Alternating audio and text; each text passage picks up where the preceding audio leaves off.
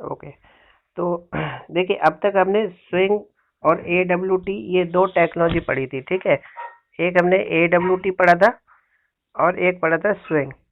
तो इन दोनों चीज़ों का, इन दोनों टेक्नोलॉजी का जो यूज होता है वो विंडो एप्लीकेशन बनाने के लिए होता है, ठीक है। विंडो एप्लीकेशन, विंडो का मतलब यहाँ पे क्या होता है? विंडो मतलब ये ऑपरेटिंग सिस्टम की बात नहीं कर रहा है, ठीक है। ये विंडो का मतलब होता है जो, जब भी आप सिस्टम के अंदर कोई भी एप्लीकेशन ओपन करते हैं तो वहाँ पे एक आपको उस एप्लीकेशन की एक विंडो दिखाई देती है इस तरीके से, ठीक है। चाहे नोटपैड हो, पेंट हो, कुछ भी हो, तो विंडो दिखाई देती। तो उसी एप्लीकेशन को हम बोलते हैं विंडो एप्लीकेशन, ठीक है। जैसे कैलकुलेटर होता है, ओके। वो ये फर्क पता होगा कि विंडो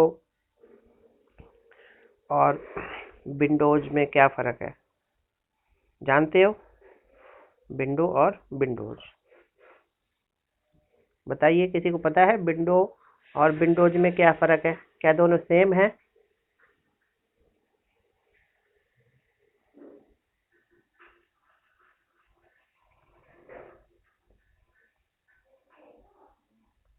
बताइए कोई।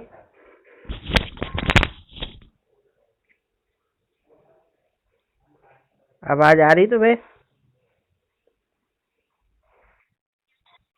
अरे तो बताओ ना फिर।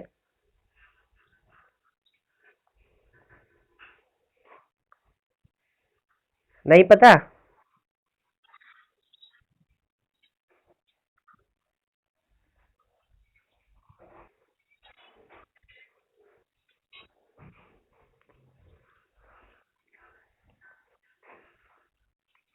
नहीं पता ना? अरे नहीं पता तो नो, तो अरे तो इतना वेट क्यों करवाते हो? मैं पूछ रहा हूँ तो बता दिया करो, नहीं पता तो।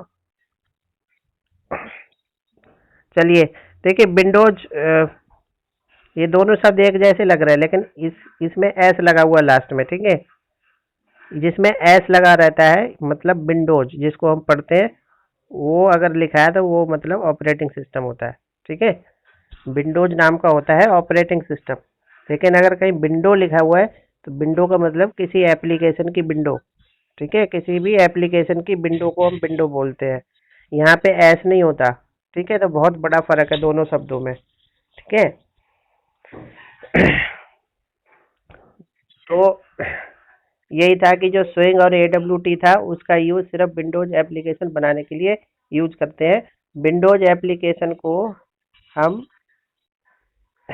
स्टैंड स्टैंड अलोन, ठीक है, स्टैंड अलोन भी बोलते हैं। स्टैंड अलोन एप्लीकेशन, क्योंकि क्यों बोलते हैं स्टैंड अलोन? क्योंकि भाई जैसे मान लो कैलकुलेटर है, ठीक है, जो आपने बनाया एक कैलकुलेटर। इस कैलकुलेटर को आप जिस सिस्टम में इंस्टॉल करेंगे उसी में ये चलेगा, ठीक है। मान लीजिए 10 सिस्टम है, तो 10 सिस्टम के अंदर आप इंस्टॉल करना पड़ेगा पर्टिकुलर हर जगह पे जाके, ठीक है। ये माइक ऑफ करो भाई, किसका है? तो 10 सिस्टमों में हमें जाके उसको इंस्टॉल करना पड़ेगा, इसलिए हम इसको बोलते हैं स्टैंड अलोन। मतलब आपको पर्टिकुलर एक एक सिस्टम पे जाके इंस्टॉल करना पड़ेगा, ठीक है, अगर यूज करना है सब पे। तो इसीलिए इसको स्टैंड अलोन बोलते हैं। तो ये टेक्नोलॉजी अलग थी, ठीक है। अब हम जो है वो दूसरी टेक्नोलॉजी पढ़ेंगे, जो जिसका यूज जो है वो वेब एप्लीकेशन बनाने के लिए यूज होगा, ठीक है। वेब एप्लीकेशन, अब भी सॉफ्टवेयर बनेगा, लेकिन अब उस सॉफ्टवेयर को हम विंडो एप्लीकेशन नहीं बोलेंगे, अब हम उसको बोलेंगे वेब एप्लीकेशन, ठीक है। विंडो एप्लीकेशन आपकी जो है वो कंप्यूटर में कोई भी पर्टिकुलर एप्लीकेशन होती है जिसको इंस्टॉल करना पड़ता है, उसको विंडो बोलते हैं, ठीक है। बनता है किसमें? स्विंग और AWT में। लेकिन वेब एप्लीकेशन जो होती है, इसको रन करने के लिए आपको चाहिए वेब ब्राउज़र, ठीक है। वेब ब्राउज़र, वेब ब्राउज़र मतलब मोजिला फायरफॉक्स, इंटरनेट एक्सप्लोरर, कोई भी वेब ब्राउज़र चाहिए। तो ऐसी एप्लीकेशन जो वेब ब्राउज़र पे रन होती हैं उनको हम बोलते हैं वेब एप्लीकेशन, ठीक है। काम ये भी वैसा ही करती हैं जैसे कि विंडोज एप्लीकेशन करती हैं। लेकिन इनको रन कराने का तरीका अलग है, ठीक है। और इनके अपने अपने फ़ायदे हैं। फ़ायदे, सबसे पहला फ़ायदा ये है कि जो वेब एप्लीकेशन होती है उसको हर एक सिस्टम पे इंस्टॉल करने की ज़रूरत नहीं पड़ती है, क्योंकि ये इंटरनेट पे चलती है, ठीक है। तो जब एक सिस्टम में हमने इस वेब एप्लीकेशन को डाल दिया है तो दूसरे सिस्टम्स में आप इंटरनेट यूज करके, वेब ब्राउज़र यूज करके इन पे ओपन कर सकते हो, ठीक है। तो इसलिए ये इसको कहीं भी यूज कर सकते हैं बिना इंस्टॉल किए, वेब एप्लीकेशन, ठीक है। अब जितने भी सॉफ्टवेयर हैं, जैसे कि नोट पैड है, ठीक है, कैलकुलेटर है, ये सिंपल एक एग्जांपल बता रहा हूँ, यही नहीं होते और भी बहुत सारे हैं। अब कैलकुलेटर जरूरी थोड़ी है कि कैलकुलेटर आपको अभी जैसे कल बताया था वैसा ही होगा, ठीक है। वैसा तो सिर्फ हमें हर जगह पे इंस्टॉल करना पड़ेगा। हम कैलकुलेटर ऑनलाइन भी तो बना सकते हैं, जिससे उसको हम कहीं भी यूज कर लें, ठीक है। तो वो जो ऑनलाइन बनेगा, जो वेब ब्राउज़र पे चलेगा, उसी को हम विंडो एप्लीकेशन, सॉरी, उसको हम वेब एप्लीकेशन बोलते हैं, ठीक है। वेब एप्लीकेशन जो है एक तरीके से वेबसाइट ही होती है, ठीक है। वेब एप्लीकेशन क्या होता है, एक वेबसाइट ही होती है। लेकिन सारी वेबसाइट वेब एप्लीकेशन नहीं होती, ओके। वेब एप्लीकेशन वेबसाइट हो सकती है, लेकिन सारी वेबसाइट वेब एप्लीकेशन नहीं होती हैं। कुछ वेबसाइट जो है सिंपल होती हैं, जो सिर्फ पढ़ने के लिए काम आती हैं, जैसे कि ब्लॉग वगैरह, ठीक है। ब्लॉग्स होते हैं जो आप सीधे पढ़ सकते हो ऑनलाइन जाके। लेकिन वेब एप्लीकेशन कौन सी हो गई, किस हिसाब से, अब जैसे ऑनलाइन पेमेंट करते हो, ऑनलाइन पेमेंट, ठीक है, ऑनलाइन बैंकिंग, तो ये सब क्या है, ये एक्चुअल में है तो वेबसाइट, लेकिन काम क्या करती हैं, एप्लीकेशन का काम करती हैं, ठीक है तो वेबसाइट लेकिन काम कर रही हैं एज ए एप्लीकेशन, ओके। तो ये है एक शॉर्ट आइडिया मैंने दिया कि अभी हम क्या पढ़ने जा रहे हैं, ठीक है, इससे क्या होगा, ओके। तो जो वेब एप्लीकेशन है वो दो टेक्नोलॉजी से बनाई जा सकती हैं, ठीक है। दो टेक्नोलॉजी का यूज किया जाता है वेब एप्लीकेशन बनाने के लिए। नंबर वन, सर्वलेट बोलते हैं, सर्वलेट, ठीक है। और नंबर टू, JSP, ठीक है। तो ये दो टेक्नोलॉजी आप यूज करेंगे अगर आपको कोई वेब एप्लीकेशन बनाना है, और वेब एप्लीकेशन विंडो एप्लीकेशन से एडवांस होता है, ठीक है। तो वेब एप्लीकेशन अगर बनाना है तो आपको सर्वलेट की जानकारी होनी चाहिए और JSP की जानकारी होनी चाहिए, ठीक है। तब जाके आप इसको सर्वर पे रन करा सकते हैं, ठीक है। इतना समझ गए?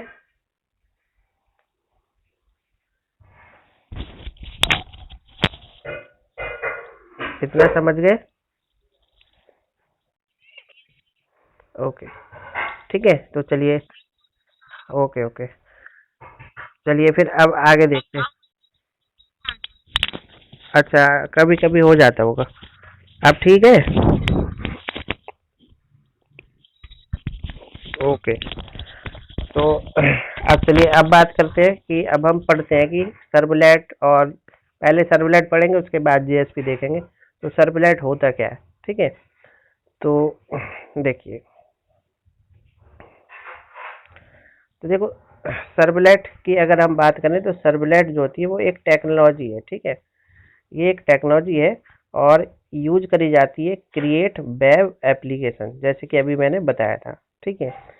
रीसाइड एट सर्वर साइड, और ये जो होती है वो सर्वर साइड में रखी रहती है। सर्वर साइड का मतलब क्या होता है, अभी बताता हूँ, उससे पहले, server side and generate dynamic web page, ठीक है, डायनेमिक वेब पेज को जनरेट करता है। अब इतनी डेफिनेशन में आप सिर्फ इतना समझे होंगे कि सर्वलेट एक टेक्नोलॉजी होती है, वेब एप्लीकेशन बनाने के काम आती है। ये नहीं समझे होंगे आप कि रीसाइड, server side, generate dynamic page ये क्या होता है, ठीक है। तो उसके लिए आपको एक बेसिक नॉलेज और होनी चाहिए। वो क्या, वो ये कि आपका जो इंटरनेट है वो कैसे काम करता है, ठीक है। वो कैसे काम करता है, देखिए, मान लीजिए ये हमारा एक क्लाइंट मशीन है, मतलब ये हमारा एक कंप्यूटर है, ठीक है। और हमने यहाँ पे इस कंप्यूटर पे जो है एक एप्लीकेशन खोली है कि जैसे कि www.facebook.com, फेसबुक, ठीक है। ये आप खोलते ही हैं ऐसे करके। तो अब ये हमारा जो कंप्यूटर होता है वो उसे हम क्लाइंट बोलते हैं, क्योंकि ये ब्राउज़र की हेल्प से क्या करेगा, रिक्वेस्ट करेगा। अब कहीं भी एक फेसबुक का सर्वर रखा होगा, ठीक है। ये फेसबुक का आपका सर्वर है। इसका काम क्या है, सर्वर मशीन का काम होता है सर्विस प्रोवाइड कराना। अब क्लाइंट का काम होता है सर्विस को रिक्वेस्ट करना, ठीक है। तो ये जो facebook.com आपने इसमें इसके ब्राउज़र में यहाँ पे डाला है, तो ये आपकी इंटरनेट की हेल्प से, मान लीजिए ये इंटरनेट है, क्लाउड्स है, इंटरनेट ऐसे लिख दिया मैंने। तो इसकी हेल्प से आपका ये रिक्वेस्ट जाएगी सर्वर के पास इस तरीके से, ठीक है। इंटरनेट से हमारा सिस्टम कनेक्ट होगा और फिर वो फेसबुक के सर्वर के पास चली जाएगी। ये फेसबुक का सर्वर है, ठीक है। तो जो चीज़ हमने मांगी है, हमने क्या मांगा है, हमने ब्राउज़र ओपन किया था, ठीक है। हमने एक ब्राउज़र ओपन किया, ब्राउज़र में लिखा यहाँ पे facebook.com, ठीक है। और यहाँ पे क्लिक कर दिया। तो हमने क्या मांगा, फेसबुक का पेज मांगा है, ठीक है। फेसबुक के पेज के लिए रिक्वेस्ट भेजी है। तो जो हमने रिक्वेस्ट भेजी है वही हमें यहाँ पे मिलेगी। तब ये रिक्वेस्ट अगर सर्वर के पास यहाँ पे जाएगी तो ये हमें स्लो आ रही है। अच्छा अच्छा, अब ठीक आ रही।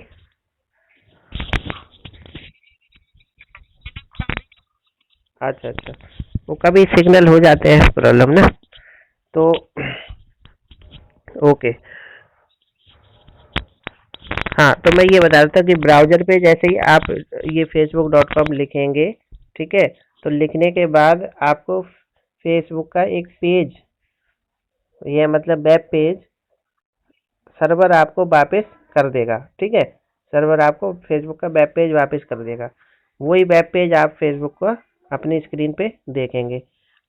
तो सबसे पहला वेब पेज कौन सा आता है, लॉगिन फॉर्म का आता है ना, लॉगिन करने वाला आता है। तो वही लॉगिन वाला आपको वहाँ दिख जाएगा, ठीक है। तो ये वर्किंग होती है इस तरीके से, हमारे वेब एप्लीकेशन काम करती हैं। फेसबुक भी एक वेब एप्लीकेशन ही है, साथ साथ वेबसाइट भी है, ठीक है, क्योंकि इसमें एप्लीकेशन के काम भी करते हैं। अब तो ये जो है तरीका होता है, ठीक है। ऐसे ही आपका इंटरनेट चलता है। ओके, एक सर्वर रहता है, ये सर्वर हो गया, ये क्लाइंट हो गया। क्लाइंट रिक्वेस्ट करता है, सर्वर उसको रिस्पॉन्ड करता है, ठीक है। तो ये जो है सर्वलेट का काम क्या है, सर्वलेट का काम से पहले एक चीज़ और समझिए। जो वेबसाइट होती है,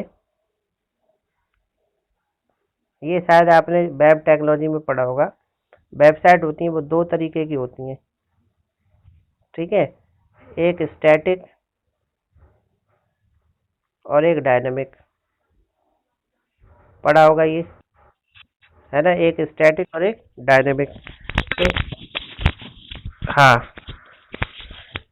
तो स्टैटिक वेबसाइट कौन सी होती है और डायनेमिक वेबसाइट कौन सी होती है। तो देखो, स्टैटिक वेबसाइट वो वेबसाइट होती है जो आपकी रिक्वेस्ट पे ऑटोमेटिक रिस्पॉन्स नहीं करती, जो हमेशा एक जैसा पेज ही ओपन करती है, ठीक है। कहीं भी कोई भी अगर इस वेबसाइट को खोलेगा तो उसको हमेशा एक जैसा ही पेज मिलेगा, ठीक है। तो उसको हम बोलते हैं स्टैटिक वेब पेज या स्टैटिक वेबसाइट। डायनेमिक वो वाली होती है जिसमें जब भी हम रिक्वेस्ट डालते हैं कोई भी, ठीक है, तो उसके हिसाब से हमें वेब पेज मिलता है, तो उसको हम डायनेमिक बोलते हैं। इसका एग्जांपल ऐसे कि जब भी आप जीमेल सबने ओपन किया होगा,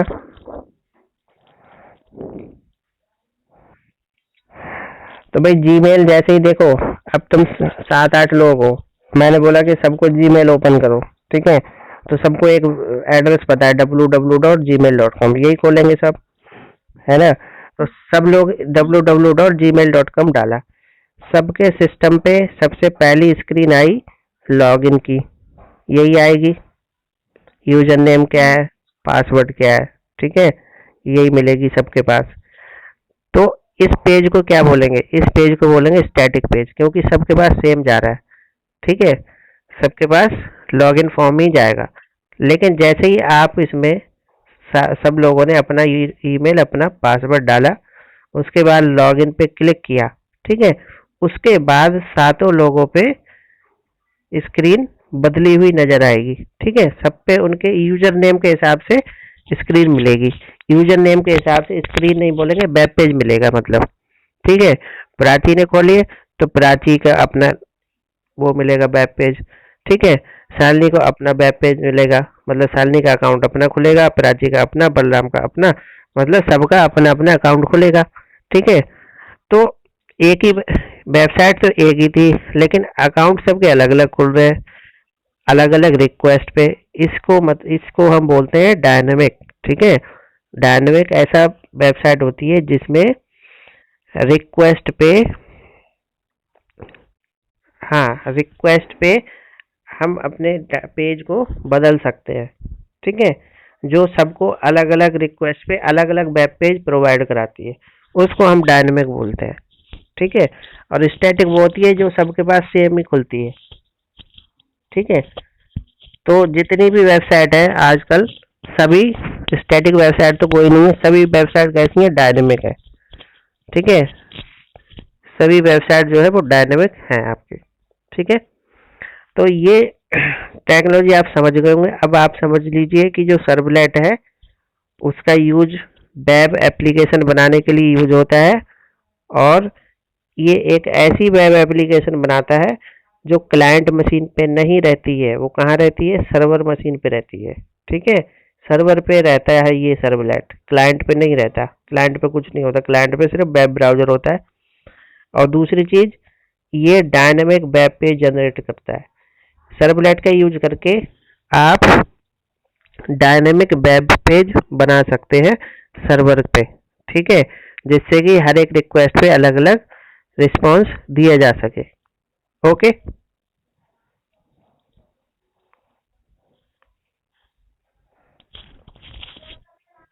हाँ, ठीक है, आगे देखिए। डेफिनेशन समझ गई है सर्वलेट का। हाँ, तो अब आगे देखो। देखिए, अब लिखा हुआ है कि जो सर्वलेट टेक्नोलॉजी जो है वो रोबस्ट है एंड स्केलेबल है बिकॉज ऑफ जावा लैंग्वेज। अब ये दो प्रॉपर्टी बता रखी है। सर्वलेट टेक्नोलॉजी जो है वो रोबस्ट है। रोबस्ट का मतलब होता है कि समय के अकॉर्डिंग बदली जा सकती है, ठीक है, टाइम टू टाइम अपडेट हो सकती है, तो उसको हम बोलते हैं रोबस्ट। स्केलेबल, तो स्केलेबल है, स्केलेबल मतलब एक तरीके से अपने स्ट्रक्चर में ही काम करती है, स्केलेबल है, ठीक है। दूसरी चीज, सर्वलेट तो चलो अब यूज की जाती है, ठीक है, लेकिन उससे पहले भी तो कुछ, इंटरनेट तो पहले भी चलता था, ठीक है, पहले भी लोग रिक्वेस्ट करते थे। तो उससे पहले, सर्वलेट से पहले एक टेक्नोलॉजी यूज होती थी जो ये ही काम करती थी, कौन सा, डायनेमिक पेज जनरेटिंग ही करती थी। उसको हम बोलते थे CGI। CGI की फुल फॉर्म होती है कॉमन गेटवे इंटरफेस, ठीक है। ये जो होती थी CGI, ये एक लैंग्वेज होती थी जो कि स्क्रिप्टिंग लैंग्वेज थी, ठीक है, और इसको हम commonly server side programming language भी बोलते थे। तो सर्वलेट से पहले इसी काम को करने के लिए CGI यूज होता था, ठीक है। दूसरी चीज, जबकि there were many disadvantage, CGI के बहुत सारे डिसएडवांटेज होते हैं, ठीक है, और अब इसको यूज नहीं करते हैं। अब क्योंकि सर्वलेट आ चुका है तो सर्वलेट का ही यूज किया जाता है, ठीक है। तो डिसएडवांटेज, एक मिनट, चलिए, तो यहाँ पे हम बात करते हैं। अब बात आ जाती है कि सर्वलेट क्या है, ठीक है। अगले 10 मिनट में अगर क्लास बंद होती है तो आपकी फिर ऑफ हो जाएगी, ठीक है, कल करेंगे बाद में। तो देखिए सर्वलेट क्या है। तो सर्वलेट जो होता है वो हम उसको ऐसे डिस्क्राइब कर सकते हैं। वैसे बहुत सारे तरीके से इसको हम डेफिनेशन बना सकते हैं सर्वलेट की, depending on the context. Context मतलब जिस केस में आप बात कर रहे हैं उसके हिसाब से इसकी डेफिनेशन बनाई जा सकती है। सबसे पहले सर्वलेट जो है वो टेक्नोलॉजी है which is use to create web application, ये एक डेफिनेशन हो गई आपकी।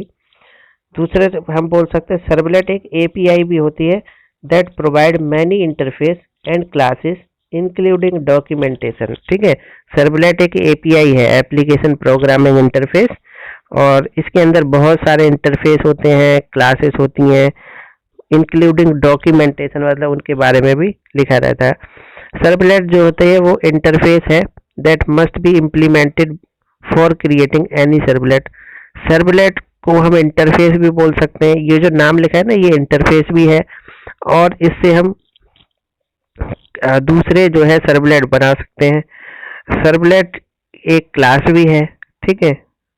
अब कंफ्यूजन होगा, देखिए सर्वलेट इंटरफेस भी है, सर्वलेट क्लास भी है। That extend capability of the server and response to the incoming request. ठीक है, it can respond any request. तो सर्वलेट नाम से एक क्लास भी रहती है, सर्वलेट नाम से इंटरफेस भी रहता है। ठीक है, ये बात देखिए servlet is web component, servlet को हम वेब कंपोनेंट भी बोलते हैं। That is deployed on the server to create dynamic web page. ये डेप्लॉयड का मतलब होता है कि इसको हम सर्वर पे स्टोर करके रखते हैं, ठीक है, और फिर डायनामिक वेब पेज बनाते हैं। तो ये एक इंट्रोडक्शन हुआ कि सर्वलेट आखिर में है क्या। ठीक है, अब यहाँ पे जो चित्र में बना के दिखा रहा था वो यहाँ पे बना है, चलिए इससे समझ लेते हैं कि यहाँ पे सर्वलेट कहाँ पे काम कर रहा है। ठीक है, तो देखो ये है क्लाइंट, मतलब ये लोग हमें, चाहे मोबाइल हो चाहे फिर कंप्यूटर हो, ठीक है, तो उसको हम क्लाइंट बोलते हैं।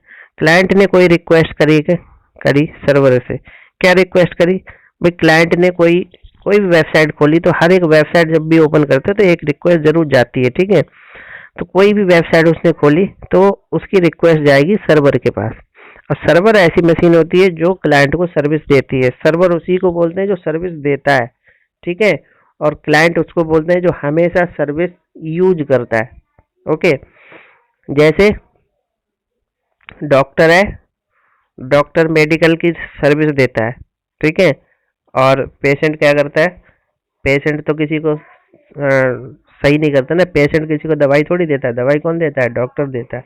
तो डॉक्टर हो गया सर्वर, क्योंकि वो मेडिकल की सर्विस प्रोवाइड करा रहा है, और पेशेंट हो गए यूज करने वाले, क्लाइंट, ठीक है, वो हमेशा दवाइयों को यूज करेंगे, क्योंकि बीमार होगा तो डॉक्टर ही उसका सर्विस देगा।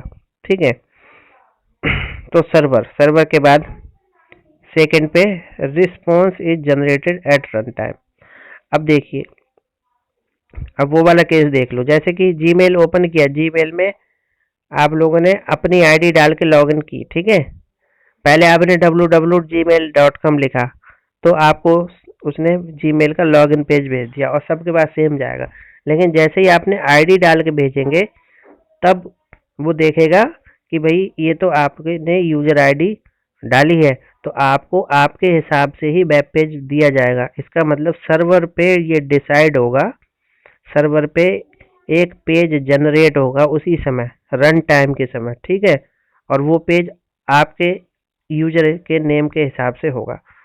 तो वहाँ पे at a time page generate होता है, और ये पेज आपका HTML की फॉर्म में जनरेट हो गया और ये वापस कर दिया क्लाइंट को। ठीक है, रिस्पॉन्स चला गया टू द क्लाइंट। तो इसी को हम बोलते हैं सर्वलेट। तो यहाँ पे सर्वलेट कहाँ पे आया, इसमें तो कहीं लिखा नहीं सर्वलेट, तो भाई सर्वलेट इस सर्वर के अंदर ही है, ठीक है, यहीं पे रहता है वो, और यहीं से वो डिसाइड करता है कि कैसी रिक्वेस्ट आई है, उसके हिसाब से रिस्पॉन्स क्या देना है। ठीक है, तो इसको हम सर्वलेट बोलते हैं। फिलहाल इसमें नहीं दिखा रखा है, लेकिन इसी सर्वर पे रिसाइड मतलब वहां पे स्टोर रहता है। ठीक है,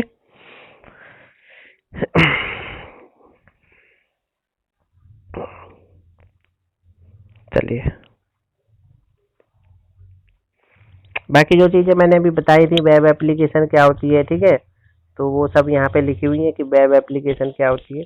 वेब एप्लीकेशन एप्लीकेशन है जिसे हम वेबसाइट के जरिए एक्सेस कर सकते हैं, उसको हम वेब एप्लीकेशन बोलते हैं। वास्तव में एक सॉफ्टवेयर ही होता है, लेकिन वेबसाइट से यूज किया जाता है।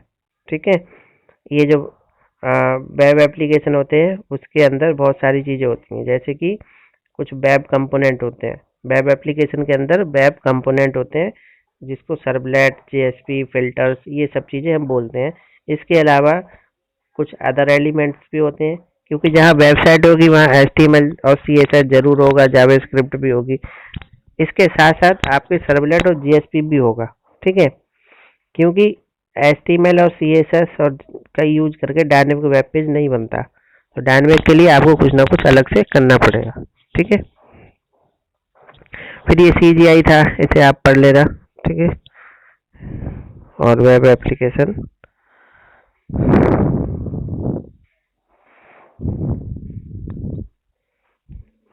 ठीक है, CGI के बारे में तो ये पहले भी पढ़ा होगा आपने।